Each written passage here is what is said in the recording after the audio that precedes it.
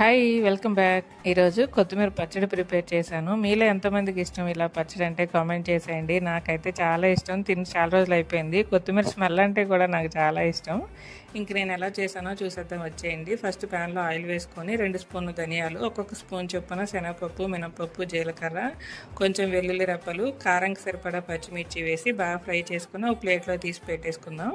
తర్వాత ఒక చిన్న వంకాయ తీసుకున్నాను నేను, అది కూడా బాగా ఫ్రై చేసి పక్కన పెట్టేసి మళ్ళీ కొద్దిగా ఆయిల్ వేసి 2 టమాటాలు, కొంచెం చింతపండు వేసి టమాటా మెత్తగా అయిన తర్వాత అది కూడా తీసి పక్కన పెట్టేసుకొని ఇంకొంచెం ఆయిల్ వేసుకోవాలి. అంటే ఇవన్నీ ఫ్రై చేసుకోవడానికి కొద్దిగా ఆయిల్ వేసుకోవాలన్నమాట.